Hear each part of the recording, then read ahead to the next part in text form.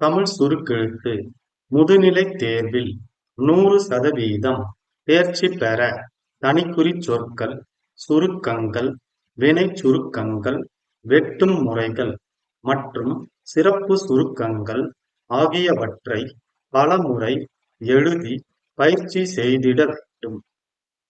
June 1974. தனிக்குறிச் சொற்கள், சுருக்கங்கள், வினைச் சுருக்கங்கள்.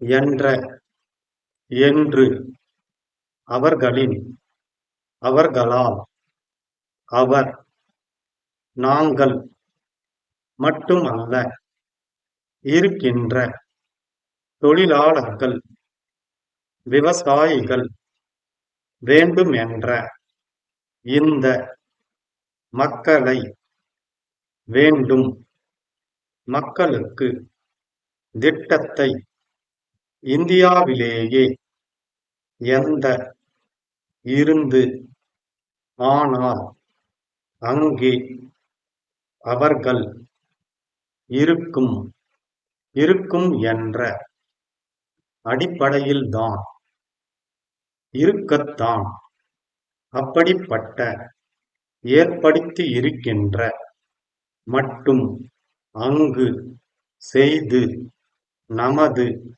லட்சியமே, அவர்களுக்கு, என்றால், அவர்களின், கொள்கையை, கொண்டு, இருக்கிறது, இருக்கின்றன, என்பதை, அரசாங்கத்தின், உங்கள், அந்த, அரசியல், இந்திய, மக்களின், அடிப்படையில், வேண்டுமென்று, எல்லா, உங்களையே, நீங்கள், வெட்டும் முறைகள், இந்த அரசு, இந்த அரசின், குடிசை பகுதிகளை, குடிசை பகுதிகளால், குடிசை பகுதிகள், தமிழக அரசு, அந்த பகுதிகளில், சொல்லும்போது,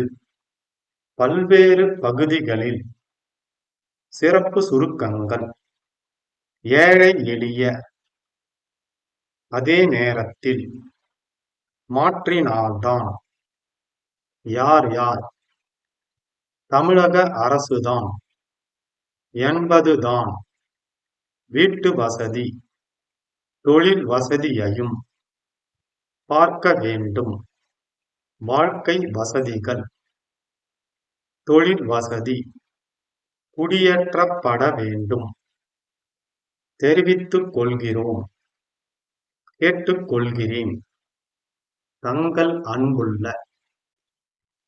15 seconds. 10 seconds. 5 seconds. Get ready. Start.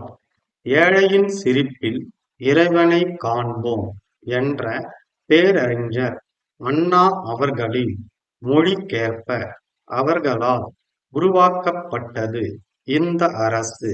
அவர் மறைந்த பிறகும் அவர் வழி நின்று தொண்டாற்றுவோம் என்று இந்த அரசின் சார்பில் அறிவித்து நாங்கள் தொடர்ந்து பணியாற்றி வருகிறோம்.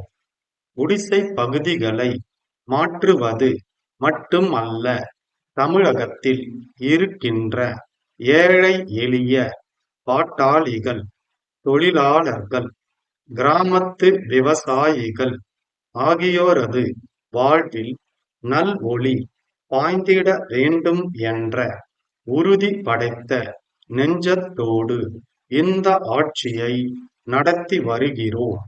குடிசை வாழ் மக்களை நல்ல வீடுகளில் குடியமர்த்த வேண்டும் என்கிற அதே நேரத்தில் இறந்து வாழ்கின்ற மக்களுக்கு, பிச்சை எடுத்து வாழ்கின்ற மக்களுக்கு நல்வாழ்வளிக்கும் திட்டத்தை இந்தியாவிலேயே வேறு எந்த மாநிலத்திலும் அறிமுகப்படுத்தாத திட்டத்தை நாங்கள் அறிமுகப்படுத்தி நடத்தி வருகிறோம்.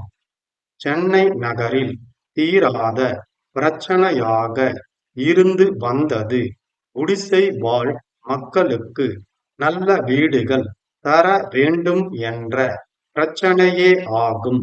பல்வேறு மாநிலங்களில் டில்லி போன்ற இடங்களில் குடிசைகளை மாற்றியிருக்கிறார்கள்.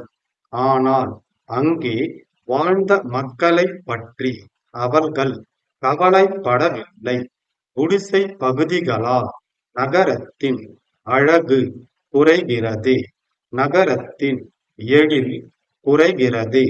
ஆகவே நல்ல வீடுகளாக மாற்றினால்தான் வெளிநாட்டுக்காரர்கள் பாராட்டவும் புகழவும் ஏற்றதாக இருக்கும், சுற்றுலாவுக்கு உகந்ததாக இருக்கும் என்ற அடிப்படையில்தான் மற்ற மாநிலங்களில் குடிசை பகுதிகள் மாற்றப்படுகின்றன.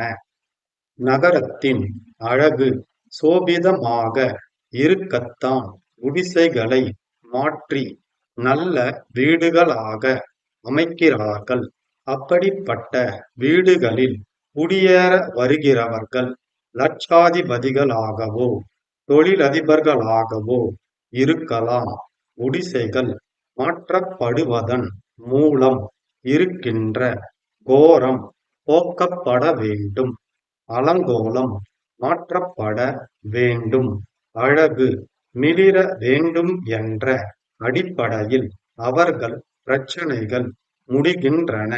ஆனால் தமிழக அரசு ஏற்படுத்தியிருக்கின்ற இந்த வாரியம் குடிசை பகுதிகளை மட்டும் மாற்ற வேண்டும் என்று கருதவில்லை, அங்கு இருக்கின்ற மக்கள் வாழ்வையே மாற்ற வேண்டும் என்று கருதுகிறது. அந்த பகுதிகளில் யார் யார் வாழ்ந்தார்களோ அதே நபர்கள் மாற்றப்பட்ட இடத்தில் வாழும் உரிமையை செய்து அளிக்கும் அரசு இந்தியாவிலேயே தமிழக அரசுதான். நமது லட்சியமே குடிசையில் வாழ்கின்ற மக்களை அதே இடத்தில் கட்டப்படும் மாடி வீடுகளில் குடியமர்த்த வேண்டும் என்பதுதான். குடிசையில் வாழ்கின்ற மக்களை வேறு இடங்களுக்கு செல்லும்படி சொல்லும்போது அவர்களுக்கு வீட்டு வசதி செய்து தருவது மட்டுமல்ல, தொழில் வசதியையும் பார்க்க வேண்டும். வடக்கு அடையாறு காலனியில் குடியிருக்கிறவர்களை கோட்டூருக்கு பக்கத்தில் குடியிருக்க சொல்கிறோம் என்றால் அவர்களின் தொழில் மற்ற வாழ்க்கை வசதிகள் இந்த பகுதியில் இருக்கும். ஆகவே தொழில் வசதி கெடாத அளவுக்கு குடியேற்றப்பட வேண்டும் என்கிற கொள்கையை ஏற்றுக்கொண்டு பணி செய்து வருகிறோம். சென்னையில் மொத்தம் 600 குடிசை பகுதிகள் இருக்கின்றன என்பதை தெரிவித்துக் கொள்கிறோம். 8/11/1971 சென்னை. அன்புள்ளவர்களே, அமெரிக்க அரசாங்கத்தின் அழைப்பினை ஏற்று 3 கிழமைகள் அந்த நாட்டில் சுற்றுப்பயணம் நடத்திட உங்கள் இதய வாழ்த்துக்களுடன் புறப்படுகிறேன்.